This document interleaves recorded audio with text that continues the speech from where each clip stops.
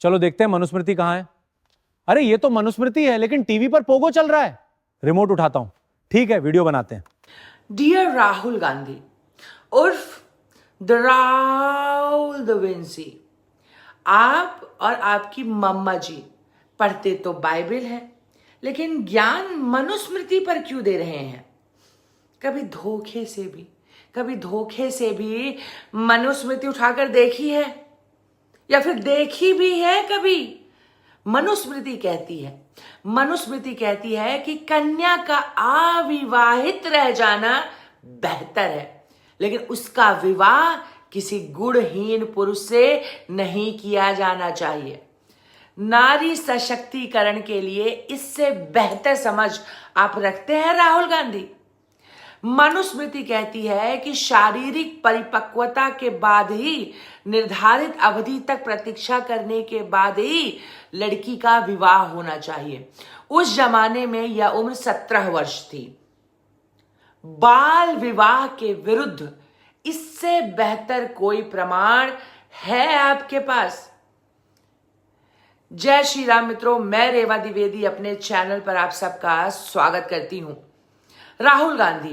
जब राहुल गांधी मुद्दा विहीन हो जाते हैं, राहुल गांधी के विवेक मर जाते हैं, बुद्धि तो वैसे ही नहीं है, तब राहुल गांधी ब्राह्मण की चुटिया पकड़ लेते हैं, हिंदुत्व की पूंछ पकड़ लेते हैं और मनुस्मृति पकड़ लेते हैं।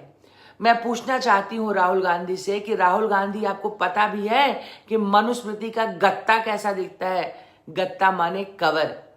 आइए जानते हैं कि मनुस्मृति और क्या क्या कहती है।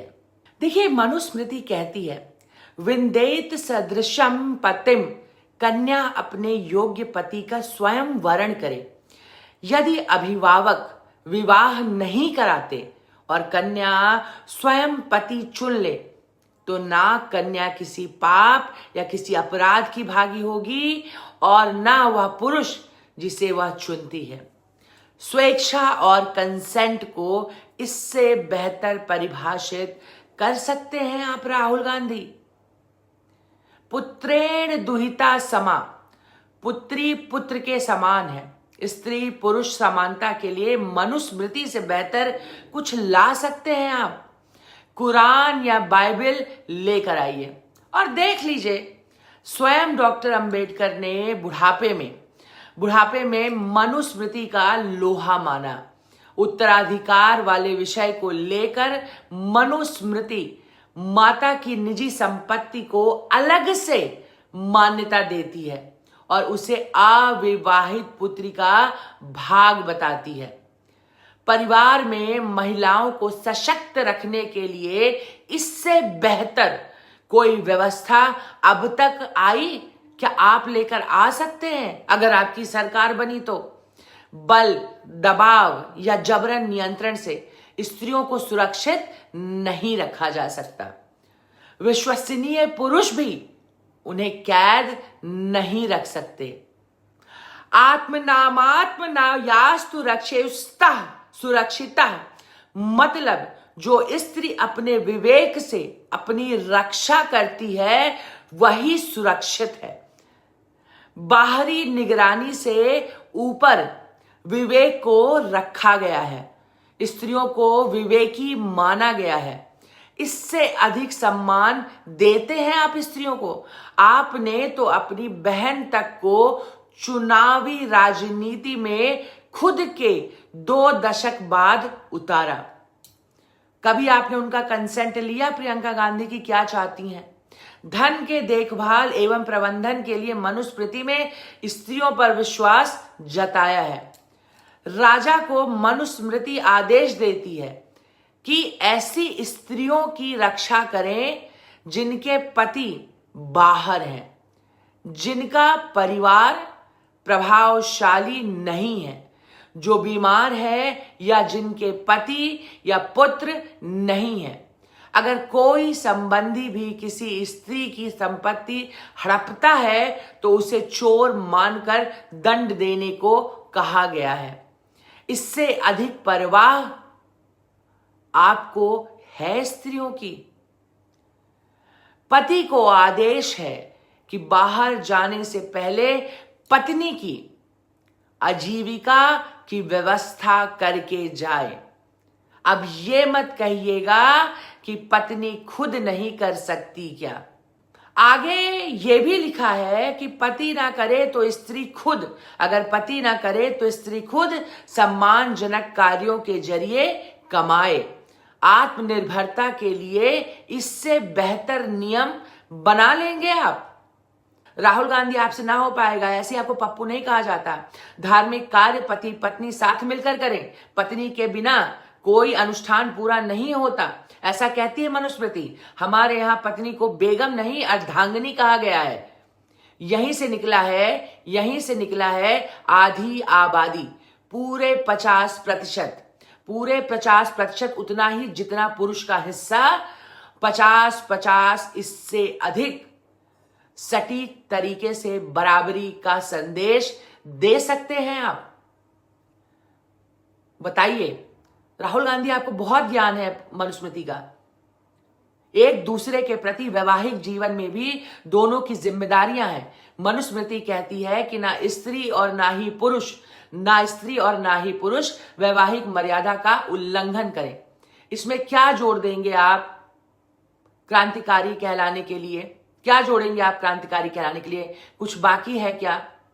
मनुस्मृति कहती है कि नियम दोनों पर है। मनुस्मृति ने स्त्री को महाभागः यानी सौभाग्यशालिनी और सौभाग्य लाने वाली कहा है।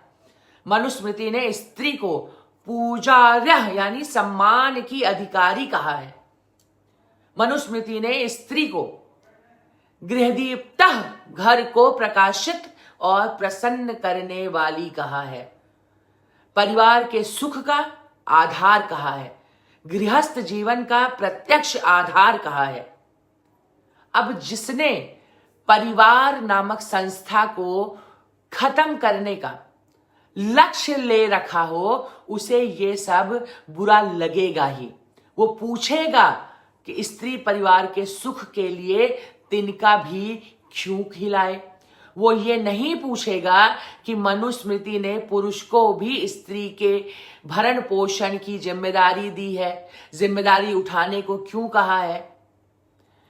ठीक है ना? तो और ये भी सुनिए, यत्र नार्यस्तु पूज्यन्ते, रटा रटाया है इसलिए इसे नहीं गिनाया, सबको पता है। इसी प्रसंग में ये भी लिखा है कि जिस घर में स्त्री दुखी रहती है वह परिवार शीघ्र नष्ट होता है।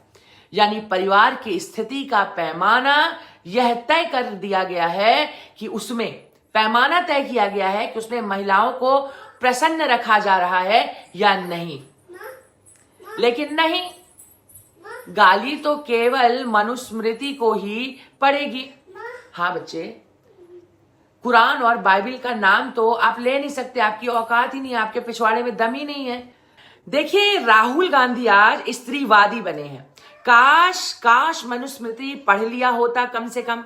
देखिए, पढ़ा तो हमने भी नहीं है, आपने भी नहीं है, इसीलिए जो कहा जाता है मान लेते हैं, सफाई देने लगते हैं कि ये उस समय की व्यवस्था थी भैया। मनुस्मृति से अधिक फेमिनिज्म और कहीं नहीं है। फिलहाल इस इकोसिस्टम के लिए तो फेमिनिज्म सिर्फ अश्लीलता और अंग प्रदर्शन ही है, जो कि मनुस्मृति में नहीं दिखाया गया है। बाकी मनुस्मृति में स्त्री को जो सम्मान देना चाहिए, जो अधिकार देने चाहिए, जो स्थान देना चाहिए, वो सब कुछ दिया है। पति के बराबर लाकर खड़ा किया है, समाज में बराबर खड़ा किया है, परिवार में बराबर खड़ा किया है, धन संपत्ति में बराबर किया है। तो राहुल गांधी कृपया छीछा लेदर ना फैलाएं, और जो भी आपकी स्क्रिप्ट लिखता है उसको कहें कि भाई थोड़ा पढ़ के आ, थोड़ा होमवर्क करके आ। एनीवेज गाइस, जो गलती हुई हो क्षमा करें। अगर श्लोक संस्कृत में थे, अगर कोई श्लोक गलती से गलत बोल दिया हो जल्दी में, तो क्षमा करिएगा। इस वीडियो को ज्यादा से ज्यादा शेयर करें और जो गलती हुई हो क्षमा करें। राधे कृष्ण, राधे कृष्ण, राधे कृष्ण।